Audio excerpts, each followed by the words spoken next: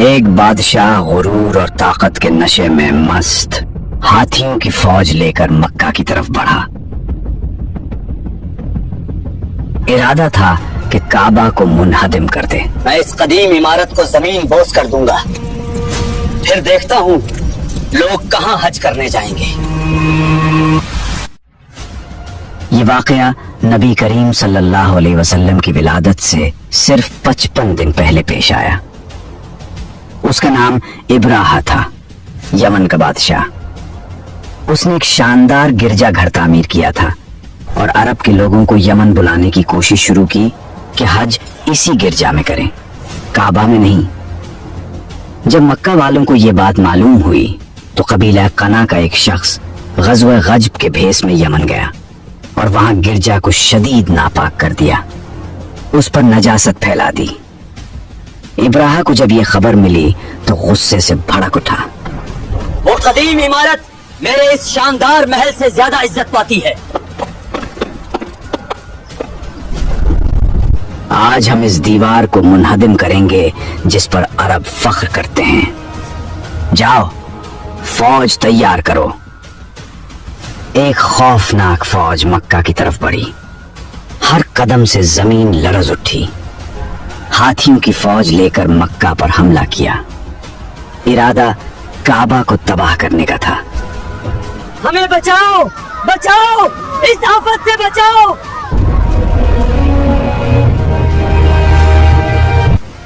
اس کی فوج کے اگلے دستے نے مکہ والوں کے تمام اونٹ اور دیگر مویشی ہڑپ کر لیے۔ ان میں عبد المطلب کے 200 یا 400 اونٹ بھی شامل تھے۔ مالک، اب ہمارے اونٹ کیسے واپس ملیں گے؟ فکر نہ کرو۔ عبد المطلب اس واقعے سے بہت غمگین ہوئے۔ حضرت عبد المطلب نے فیصلہ کیا کہ خود ظالم بادشاہ سے ملوں گا۔ اب مجھے خود وہاں جانا ہوگا اور اونٹ واپس لانا ہوگا۔ وہ فوج کے پاس گئے اور معاملہ طے کرنے کی کوشش کی۔ جب ابراہہ کو پتا چلا کہ قریش کا سردار ملنے آیا ہے تو اس نے حکم دیا، اسے میرے خیمے میں بلاؤ۔ جب عبد المطلب نے ایک لمبا، باوقار اور بہت خوبصورت شخص دیکھا جس کی پیشانی پر نبوت کا نور جھلک رہا تھا تو وہ جذباتی ہو گئے۔ ابراہہ نے اپنے تخت سے اتر کر ان کا استقبال کیا، انہیں اپنے پاس بٹھایا اور پوچھا، اے سردار قریش، آپ کا کیا مقصد ہے؟ عبد المطلب نے جواب دیا، میں آپ سے لڑنے نہیں آیا، ہمارے اونٹ اور بکریاں جو آپ کی فوج نے لے لی ہیں واپس کر دیں، مگر اونٹوں کا پوچھ کر آپ نے اپنی عزت کم کر لی۔ میں تو آپ کے کعبہ کو منہدم کرنے آیا ہوں۔ کعبہ میرا گھر نہیں بلکہ اللہ کا گھر ہے، وہ خود اپنے گھر کی حفاظت کرے گا۔ میں کعبہ کو اینٹ اینٹ کر کے زمین بوس کر دوں گا اور اس کا کوئی نشان باقی نہ چھوڑوں گا۔ کیونکہ مکہ والوں نے میرے گرجا کی بے حرمتی کی ہے، اس لیے میں بدلہ لوں گا۔ اب تم اور اللہ فیصلہ کرو۔ اس کے بعد ابراہہ نے حکم دیا کہ تمام منانور واپس کر دیے جائیں۔ عبد المطلب سب اونٹ اور بکریاں لے کر واپس آئے۔ انہوں نے مکہ والوں سے کہا، اپنا سامان اور مویشی لے لو اور فوراً شہر خالی کر دو۔ اس ظالم کی فوج کسی بھی لمحے آ پہنچے گی۔ میرے ساتھ پہاڑوں پر چڑھ جاؤ، ہم اس کے ہاتھیوں کا مقابلہ نہیں کر سکتے، مگر یاد رکھو ہمارا رب دیکھ رہا ہے۔ مکہ جو ہمیشہ رونق سے بھرا رہتا تھا آج عجیب خاموشی میں تھا۔ ہر طرف سکوت تھا مگر دلوں میں طوفان اٹھ رہا تھا۔ حضرت عبد المطلب کے حکم پر سب لوگ گھر چھوڑ کر اللہ کے حوالے کر کے نکل گئے۔ مکہ والے پہاڑوں سے نیچے دیکھ رہے تھے، ان کا شہر خالی تھا اور سامنے موت کی ایک لشکر آ رہی تھی۔ مائیں بچوں کے منہ دبائے رکھتی، بیٹا خاموش، ہم بے بس ہیں مگر اللہ دیکھ رہا ہے۔ انسان چلے گئے، اب صرف اللہ رہ گیا تھا۔ ابراہیم نے سمجھا راستہ صاف ہے، मगर उसे खबर न थी कि आज मक्का की दीवारें नहीं, आसमान का निजाम उसका मुकाबला करेगा। शहर खाली था, लोग चले गए, मगर कुरैश का सरदार अपने रब को अकेला कैसे छोड़ता। वो उस हरम की तरफ जा रहा था जिससे कभी कोई लूट कर खाली न गया। अब्दुल मुतलिब ने चंद अहले खाना को साथ लिया और काबा के पास जाकर दरवाजे की चौखट पकड़कर दुआ मांगी। ऐ अल्लाह, हर शख्स अपने घर की हिफाजत करता है, तू भी अपने घर की हिफाजत फरमा। दुआ मांगकर अब्दुल मुतलिब खानदान समेत पहाड़ पर चढ़ गए। अल्लाह की कुदरत की अजमत पर हैरान सुबह हुई। इब्राहा अपनी जबरदस्त फौज और हाथियों की कतार लेकर काबा मुनहदम करने निकला। अभी सूरज पूरी तरह नहीं निकला था कि इब्राहा का गुरूर ढहने लगा। जिस हाथी पर फख्र था वो मकाम मगमसा पहुंचते ही अल्लाह के हुक्म से जमीन पर बैठ गया। उठो महमूद, आगे बढ़ो। क्या गुस्ताखी है, लोहे की सलाखों से मारो। हर बार मारते, हर बार चैलेंज करते, मगर वो जानवर अपने खालिक की हद पहचान चुका था। जब यमन की तरफ मुंह करते तो दौड़ता, मगर मक्का की तरफ करते ही बैठ जाता। आसमान का रंग बदलने लगा। समंदर की तरफ से छोटे छोटे परिंदों का एक झंड आया। हर परिंदे की चोंच और पंजों में 3-3 छोटे कंकरियां थीं। नजर में मामूली, मगर उन पर इलाही गजब की मुहर थी। समंदर से हरम की तरफ बढ़े।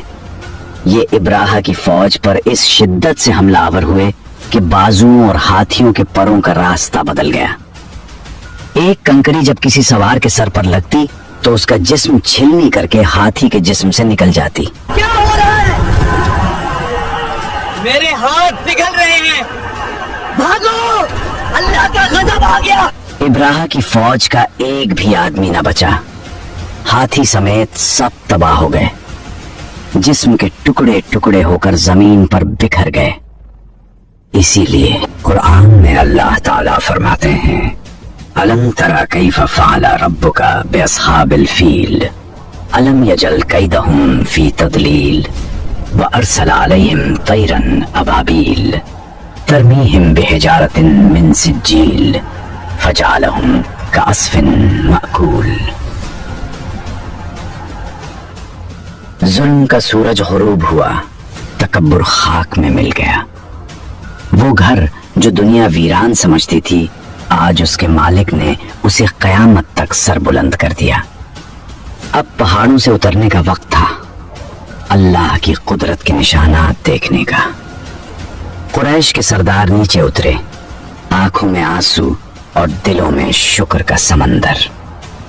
काबा की दीवारों को चूमा और अपने रब के सामने सजदा किया। इस मोजज़े ने अब्दुल मुत्तलिब को न सिर्फ कुरैश का सरदार बल्कि पूरे अरब का सबसे मुअज़्ज़ज़ और मोतबर बुजुर्ग बना दिया। लोग दूर दूर से उन्हें देखने आते। सब जानते थे कि ये अजीम हस्ती है जिस पर आसमानों ने करम किया। इब्राहा की फौज खाक हो गई। अरब के सहरा में अजीब सी खामोशी छा गई, मगर ये खामोशी तूफान की वजह से नहीं, बल्कि इस शहर की आमद की मुंतजर थी जो इंसानियत की तकदीर बदल देगी। ये नूर हजरत अब्दुल्ला रज़ी अल्लाह अन्हु के सुपुर्द किया गया। अब्दुल्ला कुरैश का सबसे खूबसूरत और महबूब नौजवान। पेशानी पर मोहम्मद सल्लल्लाहु अलैहि वसल्लम का नूर चमक रहा था। कुरैश की तमाम शरीफ खवातीन उनकी खूबसूरती पर फरीफ्ता थी और शादी की ख्वाहिश रखती थी, मगर अब्दुल मुत्तलिब ऐसी औरत ढूंढ रहे थे जो खूबसूरत और शरीफ होने के साथ साथ नसब की बुलंदी भी रखती हो। एक अजीब इत्तेफाक से एक दिन अब्दुल्ला जंगल में शिकार करने गए। शाम के यहूदी बाज निशानियों से पहचान चुके थे कि ये आखिरी नबी के वालिद हैं, इसलिए उन्होंने 12 बार अब्दुल्ला को कत्ल करने की कोशिश की। इस बार भी एक बड़ा गिरोह यहूदी जंगल में गए ताकि तन्हाई में अब्दुल्ला को दगा से मार दें, मगर अल्लाह की हिफाजत ने इस बार भी बचा लिया। अचानक गैब से चंद सवार नमूदार हुए जो दुनिया के लोगों से मुशाबा न थे। उन्होंने यहूदियों को भगाया और अब्दुल्ला को महफूज घर पहुंचाया। वहाब बिन मुंबा भी उस दिन जंगल में थे और सब कुछ देखा। नतीजतन अब्दुल्ला से शदीद मोहब्बत हो गई।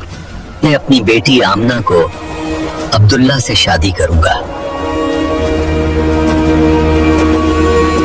चंद दोस्तों के जरिए ये ख्वाहिश अब्दुल मुत्तलिब तक पहुंचाई। अल्हम्दुलिल्लाह, हजरत आमना बिनते वहाब में वो तमाम सिफात थीं जो अब्दुल मुत्तलिब अब्दुल्ला के लिए ढूंढ रहे थे। अब्दुल मुत्तलिब ने खुशी से कबूल कर लिया। इस तरह 24 साल की उम्र में हजरत अब्दुल्ला की शादी हजरत आमना से हो गई और मोहम्मद सल्लल्लाहु अलैहि वसल्लम का नूर हजरत अब्दुल्ला से मुंतकिल होकर हजरत आमना के दिल में जा बसा। हमने नबी करीम सल्लल्लाहु अलैहि वसल्लम की जिंदगी पर सिलसिला शुरू किया है।